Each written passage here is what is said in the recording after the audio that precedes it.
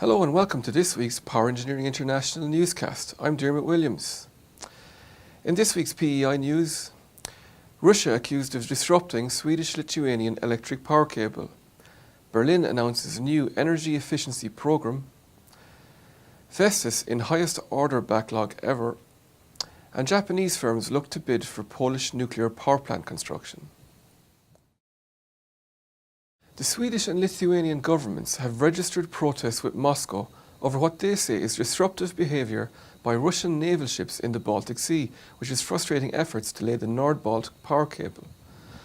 The 450-kilometre high-voltage direct current 700 megawatt cable is scheduled for commissioning in December and expected to cost €580 million. 175 million of that is provided by the European Commission. Both countries maintain that cable laying has been disrupted 4 times in recent months, according to Swedish press reports. Lithuania released a statement accusing Russia of attempts to interfere with the construction of the cable and saying Russia's excuse was that it was a protection of their military exercise zones.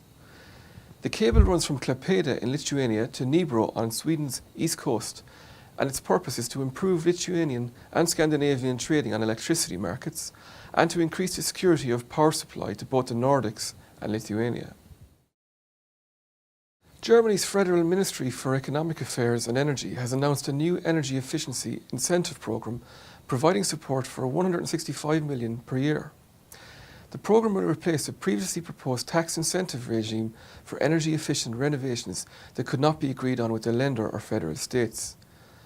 Energy Minister Sigmar Gabriel said the Energy Efficiency Incentive Programme would complement existing support under the CO2 Renovation Programme and the Renewable Energy Incentive Programme for the heating market. Support will be provided in 4 areas: investment grants for fuel cell heating systems to make up for the comparatively high costs, more funding for efficient heating systems, and special funding for increasing energy efficiency and residential value at the same time.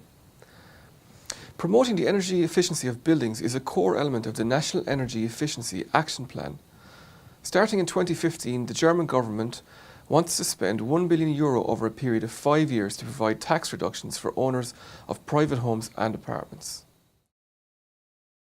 Good news for Vestas, as the world's largest wind turbine manufacturer announced strong Q1 results with increases in revenue and what it described as the highest order backlog ever for orders and services worth €15 billion.